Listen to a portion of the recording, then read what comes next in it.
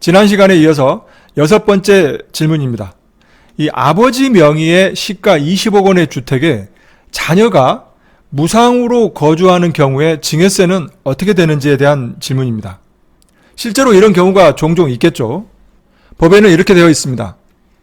이 타인의 주택을 무상으로 사용함에 따라서 이 사실상 이익을 얻는 경우에는 그 이익에 상당하는 금액을 무상 사용자의 이 증여재산 가액으로 보아서 증여세 납부 의무가 있습니다. 그래서 이 무상 사용을 개시한 날로부터 5년 단위로 증여재산 가액을 계산하는데요. 이 계산법이 조금 어렵게 보이죠? 이 부동산 무상 사용 이익은 부동산 가액의 연 2%를 곱한 금액에서 1 플러스 0.1의 n승을 나누게 됩니다. 근데 이 n승은 이 평가 기준일부터 경과 연수를 말하는데요. 5년 단위로 한다고 그랬죠. 그래서 매년 1년차, 2년차, 3년차, 4년차, 5년차까지의 각각 계산을 해서 총 합을 구하면 그게 바로 5년간의 부동산 무상 사용 이익입니다. 그게 바로 증여재산 가액이 되겠죠. 이 부분은 바로 이 연간 부동산 무상 사용 이익을 10% 이자율로 할인하여 계산한 겁니다. 5년간의 연금 현가율은 3.79079입니다. 그래서 부동산 가액 곱하기 2% 곱하기 3.79079를 하게 되면 5년간의 증여재산 가액이 나오는데요. 그 금액이 1억 원 이상일 때 증여세 과세를 하고요. 1억 원 미만인 경우에는 증여세 과세를 하지 않습니다. 그래서 여기에서 여러분들이 기억해 놓으셔야 될 부분은 부동산 가액의 연 2%라는 거, 그리고 5년간의 연금 현가율은 3.79079, 5년간의 총합이 1억 원 미만이어야 된다라고 하는 것을 기억해 놓으시면 되겠습니다. 그래서 실제로 한번 계산해 볼까요? 이렇게 됩니다. 1차 연도는 3,636만 3,636원, 그리고 2차 연도부터 5차 연도까지의 총합은 1억 5,163만 1,469원이 됩니다. 1억 원이 넘었죠. 그래서 증여세 과세 대상입니다. 그렇다면 실제로 증여세는 어떻게 되는지 한번 계산해 볼까요? 이렇게 됩니다. 이 증여재산 가액은 좀 전에 구했죠. 이 증여재산 가액에서 증여재산 공제 5천만 원, 증여재산 가액에서 증여재산 공제를 빼면 1억 원이 조금 넘기 때문에 거기에 따른 세율 20%를 곱하고요. 누진공제액 1,000만 원을 빼면 이 산출세액은 1,032만 6,293원이 나옵니다. 여기에서 신고세액공제 3%를 빼면 1,001만 6,505원이 나옵니다. 이게 바로 수증자 아들이 신고 납부해야 될 금액입니다.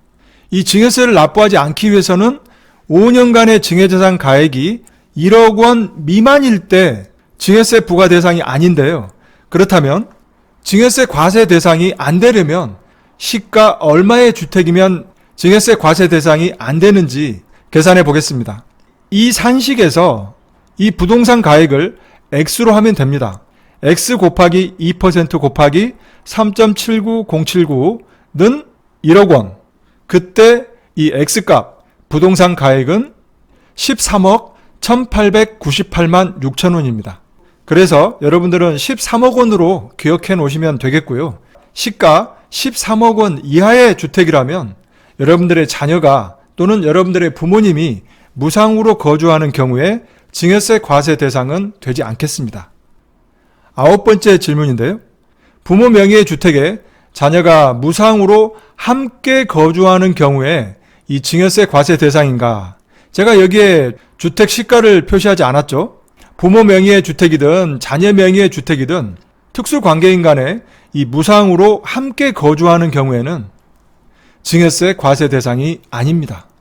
함께 거주하지 않는 경우에 증여세 문제가 발생하기 때문에 함께 거주하느냐, 함께 거주하지 않느냐, 이게 중요한 겁니다. 자, 마지막으로 10번입니다. 이 어머니 명의의 시가 30억 원의 주택을 무상으로 담보로 이용하여 아들이 15억 원을 차입한 경우에 증여세 과세 여부는 어떻게 되는지에 대한 내용입니다. 이때 이 실제 지급 이자는 연 2,300만 원을 가정했습니다. 이런 경우에 시가가 30억 원 주택이라면 은행에서는 아예 대출이 안 되겠죠.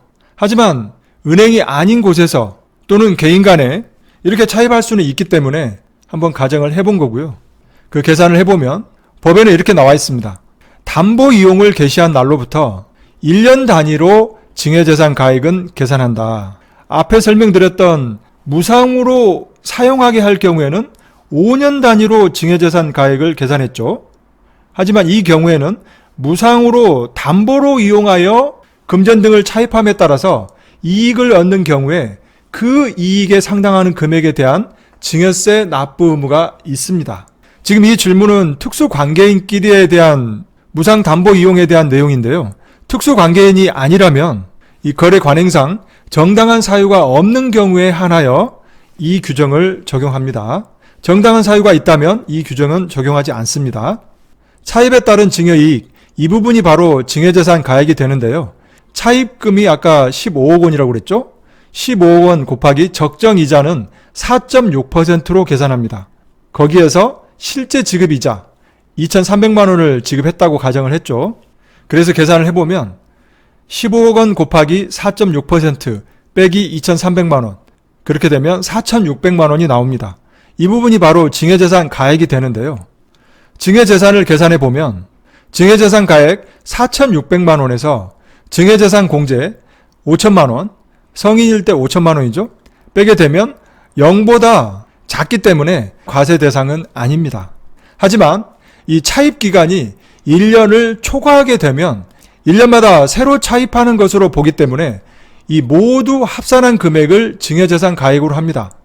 만약 차입 기간이 2년이라면 이 4,600만 원이 1년분의 증여재산 가액이었죠. 4,600만 원 곱하기 2년. 그러면 9,200만 원이 되죠. 거기에서 증여재산 공제 5천만 원. 그렇게 되면 4,200만 원이 나옵니다. 그렇다면 4,200만 원에 대한 증여세는 증여세율 10%를 곱한 420만 원. 거기에 신고세액 공제 3%를 빼게 되면 증여세는 407만 4천 원이 나옵니다. 그래서 특수관계인 간 이 주택을 무상으로 담보로 이용하여 금전 등을 차입하게 되면 거기에 따른 이익이 발생하게 되면 그 이익을 바로 증여재산 가액으로 보기 때문에 증여세 납부 의무가 있는 거죠. 그 차입 기간이 1년이 아니고 2년, 3년, 4년이 되게 되면 이 증여재산 가액은 매 1년마다 계산을 하게 되기 때문에 증여재산 가액도 눈덩이처럼 커지겠죠. 차입에 따른 증여이익은 차입금 곱하기 적정이자 4.6% 빼기 실제 지급이자, 이 규정을 정확하게 알아놓으시면 되겠습니다. 오늘 영상은 여기서 마치도록 하고요. 오늘 영상은 어떠셨어요? 다음 시간에 더 유익한 방송으로 찾아뵙겠습니다. 많은 도움이 되셨다면 구독과 좋아요 버튼 꼭 눌러주시고요. 더 좋은 콘텐츠를 올리는데 큰 힘이 되겠습니다. 감사합니다.